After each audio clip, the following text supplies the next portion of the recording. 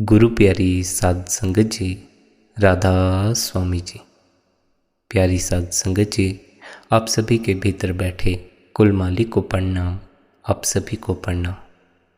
सत्संग में पधारे प्यारे सत्संगी भाई बहनों, आज का यह दिन बड़ा ही पवित्र दिन है।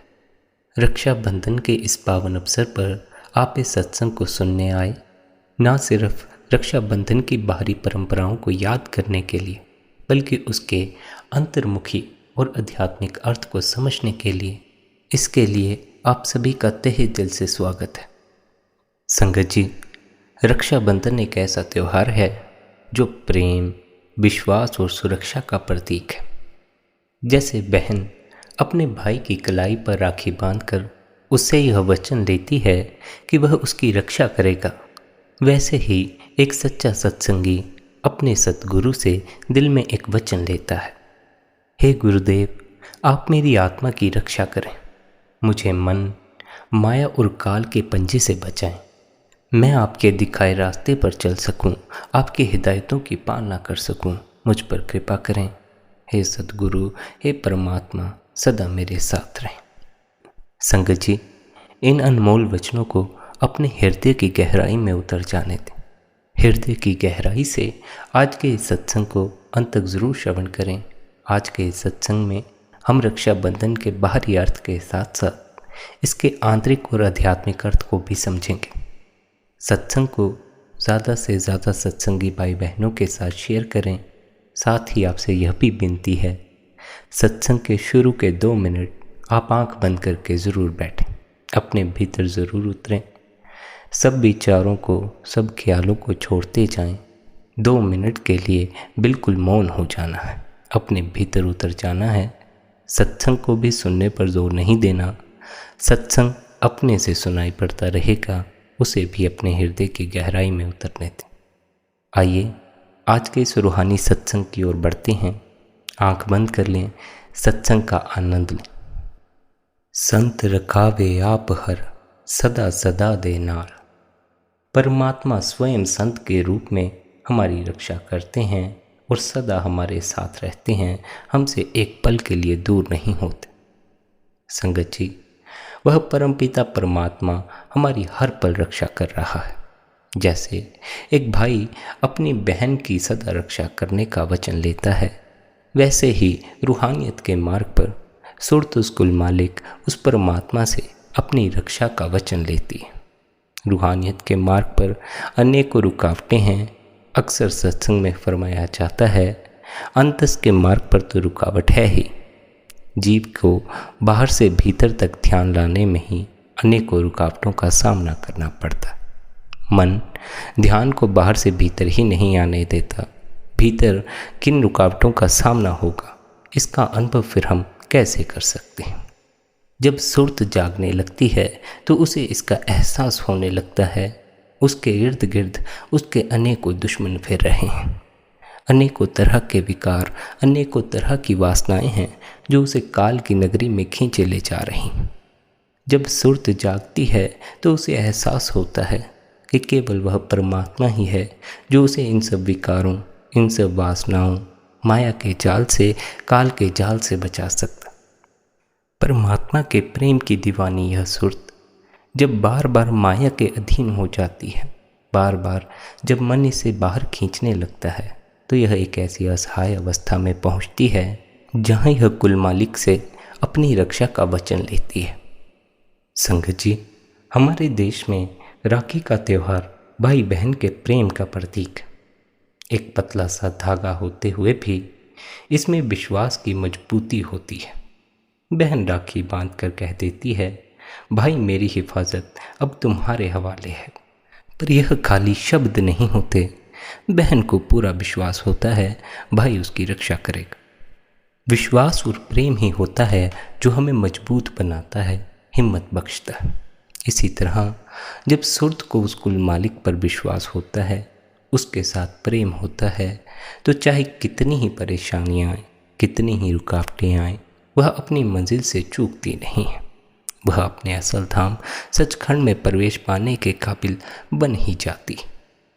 संगत जी, रक्षाबंधन के बाहरी संदेश के साथ साथ हमें यह भी स्मरण रखना है, यह तो शरीर की रक्षा है, एक सुरक्षा आत्मा की भी है। संत मत के हिसाब से सच्ची रक्षा वही है जो हमें जन्म मरण के चक्कर से बचाए। ये रक्षा सिर्फ सतगुरु की शरण में जाकर ही प्राप्त की जा सकती है। सतगुरु हमारी आत्मा में नाम का ऐसा धागा बांधते हैं जो कभी टूट नहीं सकता। यह आत्मा का वह रक्षा सूत्र है जो इसे मन, माया और काल के जाल से बचाता है। इसीलिए यह अनमोल वचन फरमाए जाते हैं, सतगुरु मेरा राखा, राखा सब थाई।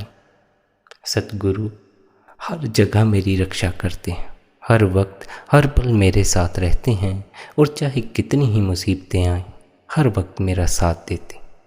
ये अनमोल वचन संतों के निजी अनुभव है। संत जब कोई वचन कहते हैं तो वे सुरत के तल से कहते हैं। वे जब कहते हैं सतगुरु हर जगह मेरी रक्षा करते हैं, तो वे सतगुरु के देह स्वरूप की बात बिल्कुल नहीं करते। सतगुरु का देह स्वरूप हर पल हर जगह हमारे साथ नहीं हो सकता। संत महात्मा सतगुरु के उस रूप का जिक्र करते हैं जिसे हमारी ये बाहरी आंखें देख नहीं सकती। हमारी ये बाहरी आंखें सतगुरु के देह स्वरूप को ही देख सकती, उनके आत्मिक स्वरूप का दर्शन नहीं कर सकती। सतगुरु के दिव्य स्वरूप के दर्शन के लिए हमें इन बाहरी आंखों से अपने ध्यान को मोड़कर भीतर अपने ध्यान को ठहराना पड़ता। इंद्रियों से अपने ध्यान को खींचकर इसे एक ऐसे नुक्ते, ऐसे केंद्र पर लाना पड़ता है जहां अनहद शब्द की ध्वनि गूंज रही है। अनहद शब्द हम सभी के तीसरे दिल के स्थान पर दिन रात धुनकार देता रहता। जो भी साधक, जो भी सत्संगी भाई बहन इस केंद्र पर अपनी चेतना को लाएंगे, उन्हें अनहद शब्द सुनाई पड़ना शुरू हो जाएगा। जिन्हें अनहद शब्द सुनाई पड़ना शुरू हो जाता है, उन्हें इसे सुनने के लिए समय देना शुरू कर देना चाहिए, क्योंकि यह शब्द आपको फुर्सत के लम्हों में ही सुनाई पड़ेगा। ऐसा नहीं है कि बाकी समय जब आप काम काज कर रहे होंगे, ऑफिस में होंगे, बाज़ार में होंगे, तो अनहद शब्द बंद हो जाएगा। नहीं, एक बार अनहद शब्द शुरू हो जाता है तो निरंतर चलता ही रहता।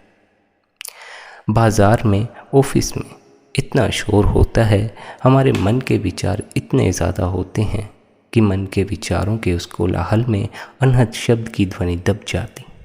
इसलिए अगर हम फुर्सत के लम्हे निकाल सकें, अपने बैठने के लिए किसी शांत जगह का बंदोबस्त कर सकें, तो वह हमारे लिए ज़्यादा लाभदायक होगा, क्योंकि शांति में अनहद शब्द भी साफ साफ सुनाई पड़ना शुरू हो जाता।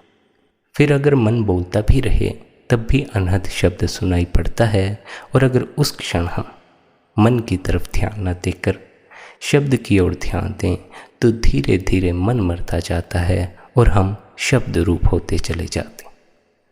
शब्द मरे मन निर्मल संतो, जो शब्द में मर गया वह निर्मल हो गया, पाक और पवित्र हो गया।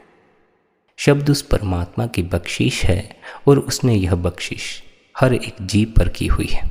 जो भी मनुष्य का जामा लेकर अपने ध्यान को तीसरे दिल पर लाता है, सद्गुरु की हिदायत के अनुसार भजन बंदगी करता है, वह इस शब्द से रूबरू हो जाता। यह शब्द ही आत्मा की रक्षा करता है, इसे वासनाओं और विकारों से बचाता। इस शब्द से जुड़कर ही संत महात्माओं ने यह फरमाया है, सतगुरु हर जगह हर पल मेरी रक्षा करता। संत मत में अक्सर फरमाया जाता है, शब्द और सद्गुरु दो नहीं हैं, दोनों एक हैं। शब्द ही सद्गुरु है, सतगुरु ही शब्द है। अनहद शब्द हमारा आत्मिक गुरु है। अनहद शब्द से जो जुड़ जाता है, परमात्मा उसकी सुरत की हर पल हर परिस्थिति में रक्षा करता है।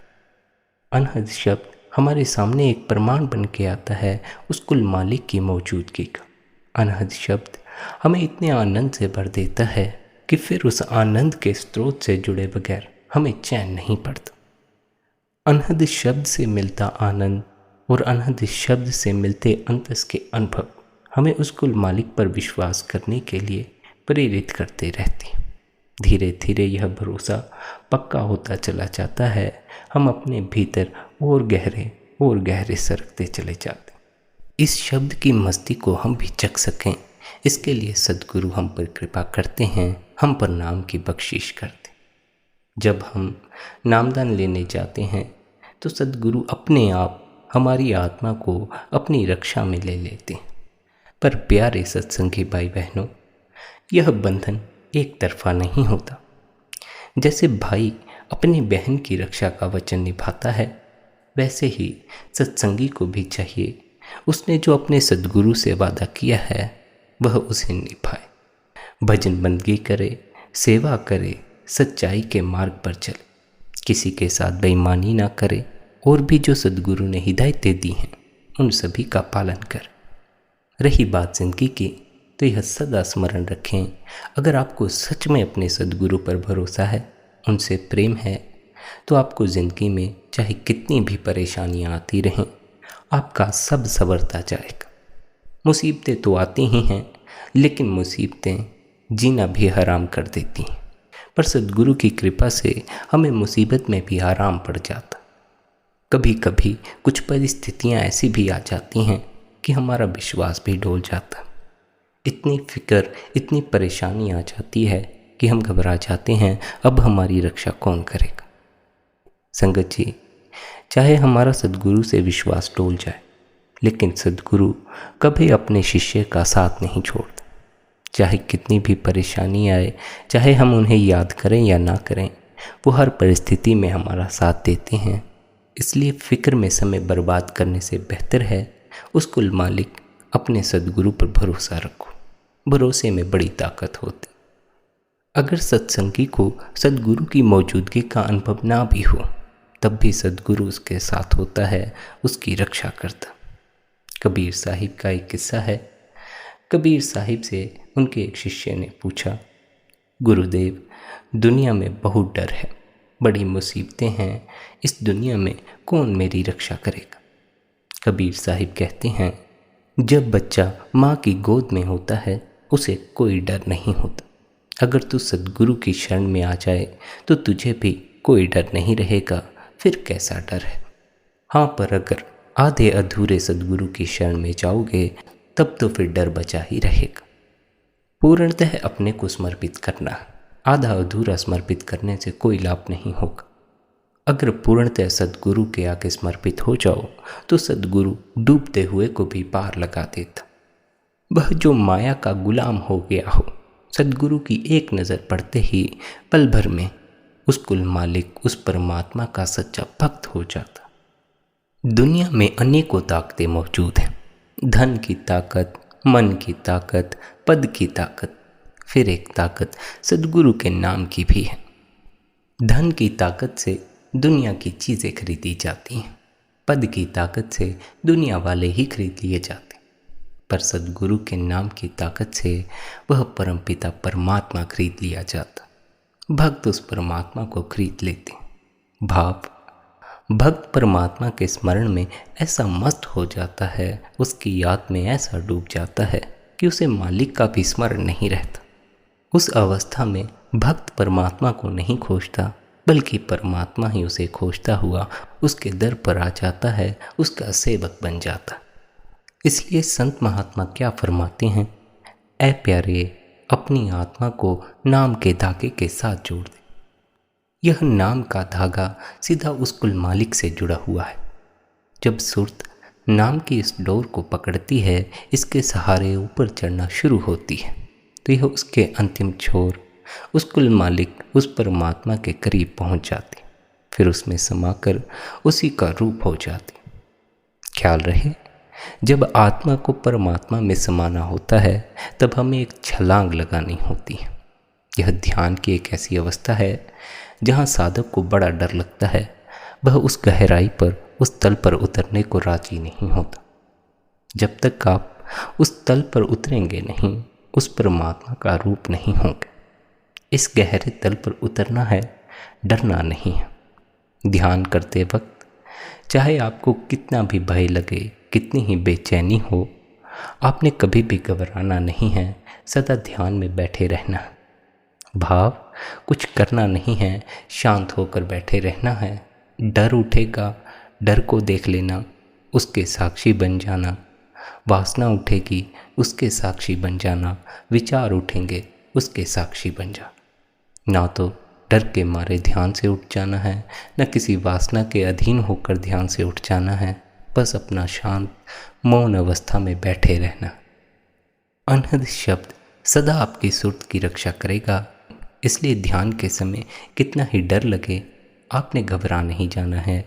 अपनी सुर्त को शब्द में लीन करते जाना। जैसे जैसे गहरे उतरोगे, अपने भीतर जाओगे, जो कुछ भीतर भरा पड़ा है वह सब आपके सामने रूबरू होगा। हमने जन्मों जन्मों से डर को अपने भीतर दबाया हुआ है। इस जन्म में भी न जाने कितना ही डर हमने अपने भीतर दबाया हुआ। संगत जी, यहाँ पहले ध्यान के अर्थ को समझ लें ताकि हमें यह समझ आ सके ध्यान के वक्त जो भी डर, जो भी वासनाएं हमने भीतर दबाई हैं वो हमारे सामने आकर क्यों खड़ी हो जाती। सत्संगी भाई बहनों, ध्यान का जो आध्यात्मिक अर्थ है वह है कि हमें अपने आप को भीतर से खाली करना है।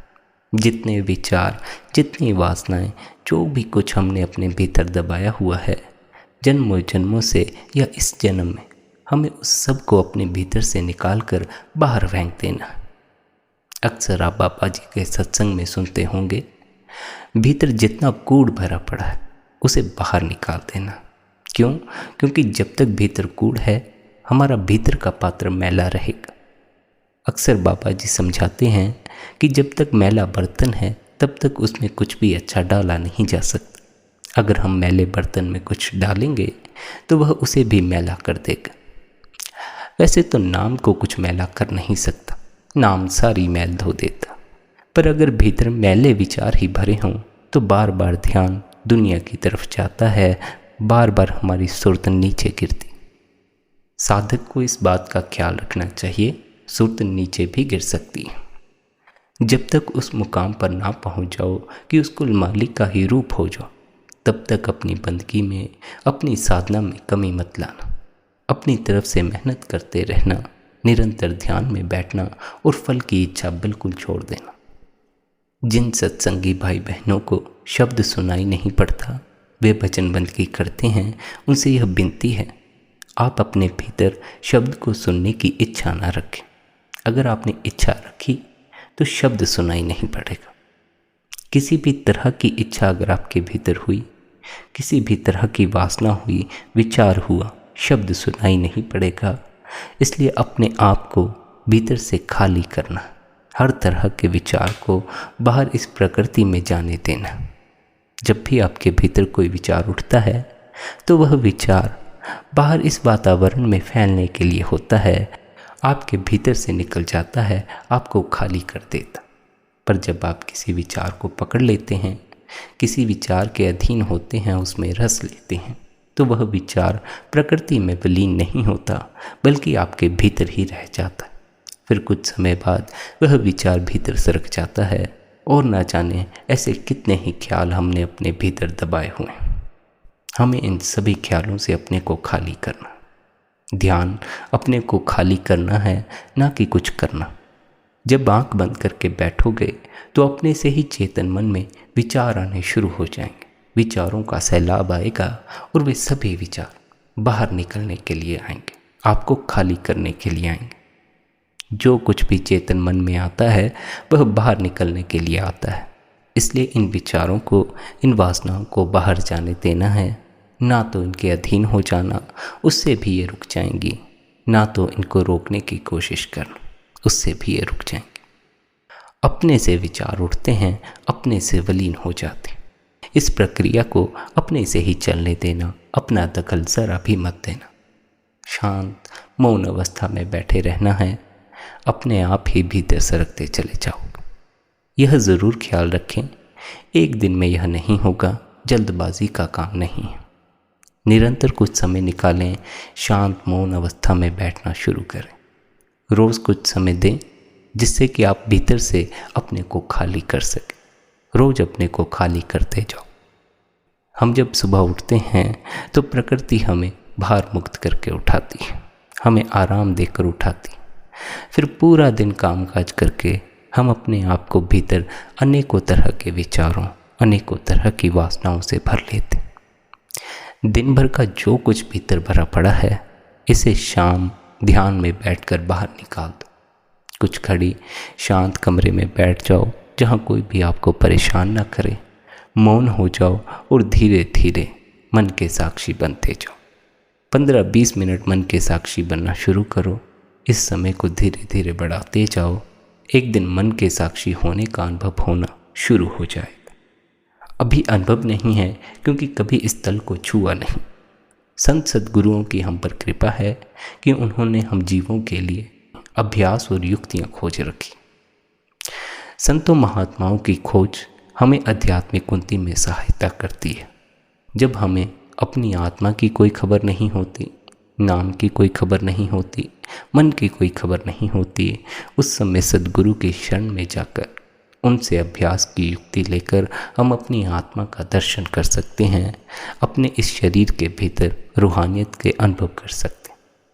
जिस भी जिज्ञासु के भीतर उस परमात्मा से मिलन की प्यास है या अपनी आत्मा के दर्शन की प्यास है, अनहद शब्द से जुड़ने की प्यास है, उसे किसी पूर्ण सद्गुरु की शरण में जाकर सच्चे भक्ति भाव से अपने भीतर का दर्शन करना शुरू कर देना चाहिए। नामदान ना भी मिला हो, भाव भक्ति का सच्चा हो, उससे ही आपका बेड़ा पार हो जाएगा। सद्गुरु पर विश्वास हो, उनसे प्रेम हो तो फल मिल ही जाता है। आत्मा की सुरक्षा हो ही जाती है। फिर आत्मा को मन अपने अधीन नहीं कर सकता। जो उस कुल मालिक परमात्मा के आगे अपने आप को न्यौछावर कर देता, परमात्मा उसकी रक्षा अपने आप करता। परमात्मा के आगे मन की ताकत नहीं चलती। परमात्मा की ताकत मन से बड़ी है। इसलिए मन उस कुल मालिक के भक्तों को कोई नुकसान नहीं पहुंचाता। यही कारण है संत महात्मा फरमाते हैं, चाहे कोई अभ्यास ना भी करो, चाहे उस परमात्मा का नाम ना भी लो, अगर तुम्हारे हृदय में भक्ति भाव सच्चा तो वह परमात्मा तुम पर अपनी बख्शिश ज़रूर करेगा। तुम्हारी सुरत को अपने आप में ज़रूर मिला लेगा। अगर बाहर भक्ति का दिखावा है, भीतर भक्ति का कोई भाव नहीं, तो वह कुल मालिक, वह परमात्मा कोई मूर्ख नहीं है। उसे हमारी हर करतूत का पता होता है। वह हमारे किसी ख्याल से अनजान नहीं रहता। सुबह शाम भजन सिमरन करो और दिल में पड़ोसी के लिए नफरत हो, रिश्तेदारों मित्रों के लिए नफरत हो, तो यह कोई भक्ति तो नहीं हुई। सुबह शाम भजन सिमरन करो और दुकान पर किसी के साथ बेईमानी कर लो, जिंदगी में किसी को धोखा दे दो, यह तो भक्ति का भाव नहीं हुआ। भक्ति का मार्ग प्रेम और विश्वास का मार्ग है। इसलिए भक्त सभी से प्रेम करता है और सभी पर भरोसा करता। उसके इसी भरोसे की ताकत उसे सब में परमात्मा का दर्शन करवा देती। हमारा भरोसा तो इतना कच्चा है, हमें अपने सद्गुरु में भी कुल मालिक का दर्शन नहीं हो पाता। इसलिए सत्संगी भाई बहनों, भक्ति केवल दिखावे के लिए नहीं करनी। सुबह शाम मैं भजन सिमरन करता हूँ, इसका ढंढोरा पीटने के लिए नहीं करनी है, बल्कि अपने आप को पाक पवित्र और निर्मल बनाने के लिए करनी है। अगर आत्मा को पाक पवित्र बनाना है तो गुरु के नाम के धागे में बंध जाओ। नाम के धागे में बंध जाना सबसे पवित्र है। ये बंधन जन्म जन्मांतर तक हमारी सुरक्षा करता है, हमारी संभाल करता। जो भी नाम के धागे से बंध जाता है, फिर उसे टूटने का कोई डर नहीं रह जाता। नाम की ताकत उसे दुनिया की हर मुसीबत से बचाती है, साथ ही साथ रूहानियत में आने वाली रुकावटों से भी सुर्त की संभाल करती है। आज के इस पवित्र दिन पर हम अपने सद्गुरु का शुक्रिया अदा करते हैं कि उन्होंने हमें भी नाम की डोर से जोड़ा हुआ है। सद्गुरु का शुक्र है, उनकी मेहरबानी है, क्योंकि वही हमारी आत्मा के सच्चे रक्षक हैं। हर प्रभ राखे राखणहार, वह परमात्मा ही हमारा सच्चा रक्षक है, जो हमारे हर डर को मिटा देता। इसलिए हमें उस परमात्मा से मिलाने वाले अपने सद्गुरु से यह प्रार्थना करनी है, हे सद्गुरु, जैसे बहन भाई से सुरक्षा का वचन लेती है, वैसे ही हम आपसे वचन लेते हैं कि हम आपके मार्ग पर चलेंगे, भजन बंदगी करेंगे, सेवा करेंगे और आपके नाम के धागे में बंधे रहेंगे। सत्संगी भाई बहनों, जब एक छोटा सा धागा जब सद्गुरु के प्रेम से जुड़ा होता है तो वह हमारे लिए एक ऐसा कवच बन जाता है जो दुनिया के हर तूफान से हमें बचाता है, हर मुसीबत में हमारी संभाल करता। सद्गुरु का प्रेम एक ऐसा समुद्र है जिसमें जितना गहरा उतरोगे उतनी ही शांति मिलेगी, उतना ही आनंद मिलता जाएगा। हमें अंतस में जिस प्रेम का अनुभव होता है वह प्रेम हमें अंदर से मजबूत बनाता है ताकि हम अपने कर्मों के तूफानों का सामना कर सकें। हम सभी को अपने कर्मों का हिसाब तो चुकाना ही पड़ेगा। जितने संत महात्मा हुए हैं, जिनके मार्ग पर हम चल रहे हैं, जिनके उपदेश को सुनकर हम अपने मन को निर्मल करना चाहते हैं, सब ने अपने कर्मों का हिसाब चुकाया है। किसी ने अपने कर्म के हिसाब को चुकाने से मुख नहीं मोड़ा। परमात्मा से जुड़ गए, चाहते तो उस मालिक से मांग सकते थे कि मुझे यह कष्ट मत दो, मुझे आराम की ज़िंदगी दो, मैंने तो तुम्हें पाया। लेकिन उन्होंने कभी परमात्मा से ऐसी मांग नहीं की, बल्कि उन्होंने अपने सत्संगियों को भी यही उपदेश दिया है, कभी भी अपने कर्म के हिसाब से मुख मत मोड़ना।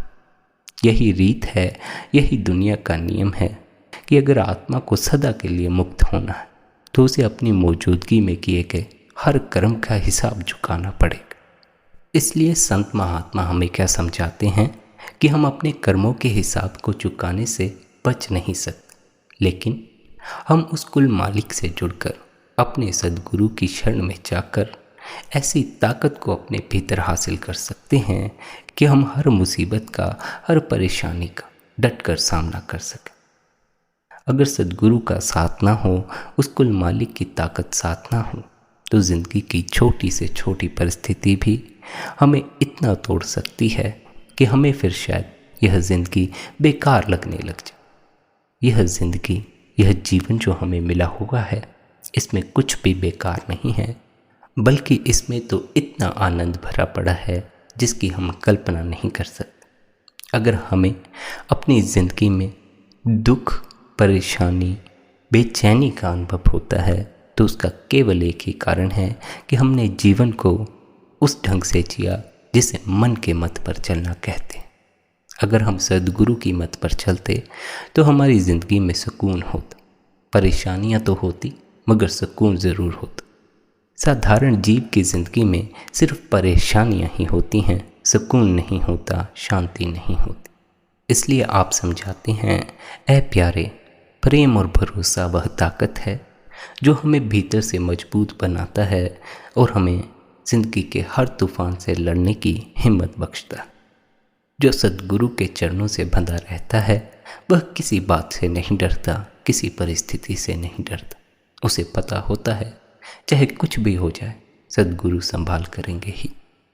प्रेम का यह बंधन, सद्गुरु और सुरत का यह बंधन कोई एक जन्म तक का बंधन नहीं है।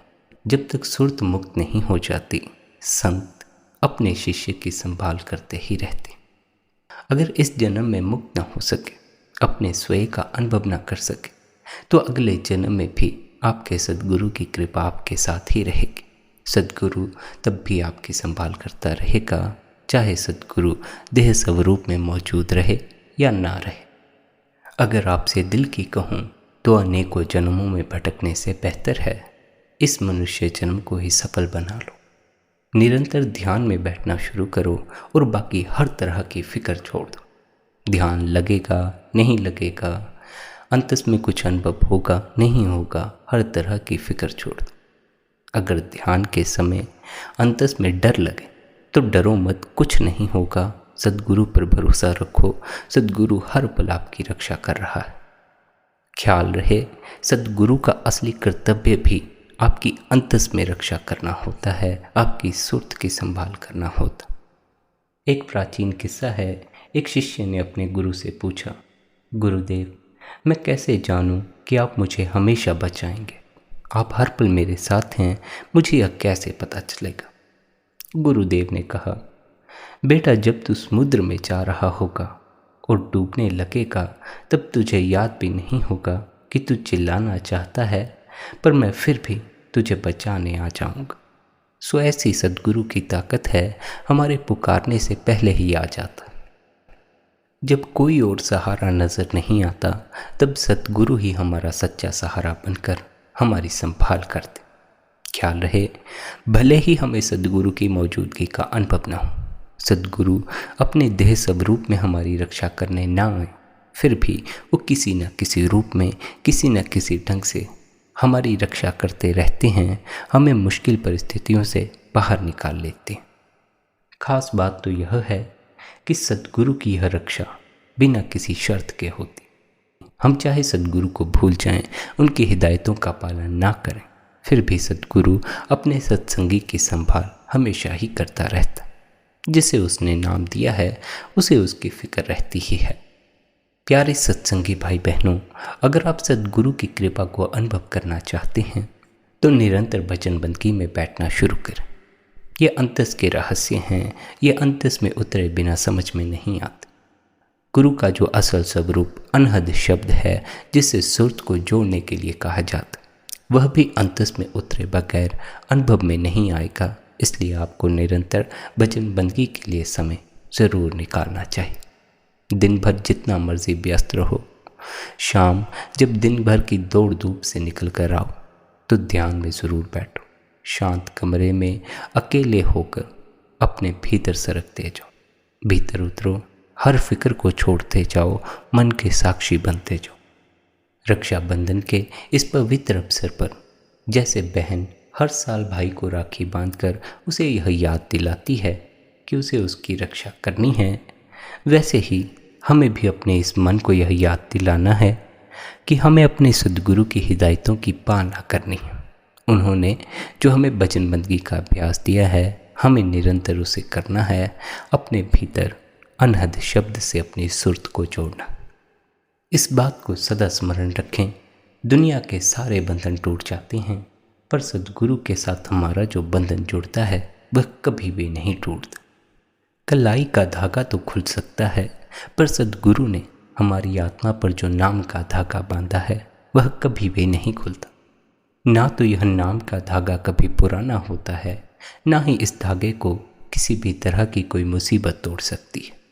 जो एक बार भी सद्गुरु से जुड़ गया, वह फिर कभी भी उससे अलग नहीं होता। हमारी आत्मा का सबसे बड़ा शुक्राना तब होता है जब हम सद्गुरु के चरणों में अपना जीवन समर्पित कर देते। यह समर्पण हमें हर डर से मुक्त कर देता। सद्गुरु का नाम एक ऐसी पवित्र राखी है जो हर जन्म में, हर परिस्थिति में हमारी सुरक्षा करती है। आज का यह दिन हमारे लिए एक ऐसा पवित्र और यादगार दिन बने जिसमें हमने सिर्फ एक धागा नहीं बल्कि गुरु के नाम का सुरक्षा कवच अपने मन में बांध लेना है। प्यारे सत्संगी भाई बहनों, आज के दिन एक कहानी याद आती है जो हम सबको सच्ची राखी का अर्थ समझाती है। एक छोटे से गांव में एक बहन थी जो अपने भाई को राखी बांधने शहर जाती रहती थी। एक साल ऐसा हुआ, उसका भाई कहीं लापता हो गया। कई महीनों तक उसका कुछ भी पता नहीं चला। रक्षाबंधन का त्यौहार था। बहन ने एक पत्थर के टुकड़े पर राखी बांधी। बहन ने कहा, यह पत्थर मेरे भाई का प्रतीक है, यह प्रेम और भरोसे का प्रतीक है। मेरा भाई जहाँ कहीं भी है, यह राखी उसकी रक्षा करेगी, परमात्मा उसकी संभाल करेगा। कुछ समय बीतने के बाद पता चला उसका भाई बड़ी ज़्यादा मुसीबत में फंसा हुआ था। एक बड़े हादसे से बचकर वह किसी तरह घर पहुंचा था। यह कहानी हमें बताती है कि सुरक्षा का असली मूल शक्ति प्रेम होता है। सबसे शुद्ध प्रेम अगर हमारा किसी से हो सकता है तो हमारे सद्गुरु से ही हो सकता। जैसे बहन का भाई के प्रति प्रेम और विश्वास उसे घर तक ले आया, ऐसे ही हमारा सद्गुरु पर प्रेम और विश्वास हमारी सुरत को इसके असल घर भाव सचखंड में प्रवेश दिला देता है। सचखंड में पहुंचकर हमारी यह सुरत उस कुल मालिक से मिलाप कर लेती है और सदा उसकी सुरक्षा में रहती है।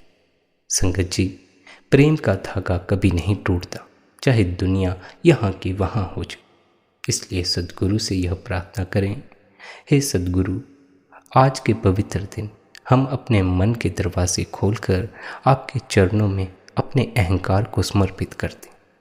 आपने हमारी आत्मा को हर अंधकार से बचाया है और हमारे जीवन में नाम का उजाला भरा है। इसके लिए हम आपका शुक्र अदा करते। हे सतगुरु, आप ही हमारे असली रक्षक हो। आपसे यही प्रार्थना है, हमारी सुर्त की संभाल करना, हमें मन, माया और काल के जाल में फंसने से बचाना। हम प्रार्थना करते हैं हमारे जीवन का हर एक पल आपकी भक्ति में बीते, आपकी सेवा में बीते। हे सतगुरु, आज का दिन हमारे लिए एक ऐसा समझौता हो जिसमें हम अपनी सोच, अपने कर्म, अपने मन का पूरा जिम्मा आपके हवाले कर दें। ऐसी कृपा करना, हम पर अपनी बख्शिश सदा बनाए रखना। सब संगत से विनती है, कुछ देर आंखें बंद करके अपने ध्यान को सद्गुरु के चरणों में टिकाओ, उनकी भक्ति में टिकाओ। कुछ देर आंख बंद करके बैठे रहो, अपने को मौन में उतरने दो, मन के साक्षी बनो। इसी विनती, इसी प्रार्थना के साथ आज के इस सत्संग को यहीं पर विश्राम देते हैं। संगत जी, आज का यह सत्संग आपको कैसा लगा, आप कमेंट में ज़रूर बताएं। निरंतर सत्संग सुनने के लिए चैनल को सब्सक्राइब कर लें, नोटिफिकेशन बेल को ऑन कर लें। अंत में आप सभी के भीतर बैठे परमात्मा को प्रणाम, आप सभी को प्रणाम। राधा स्वामी जी।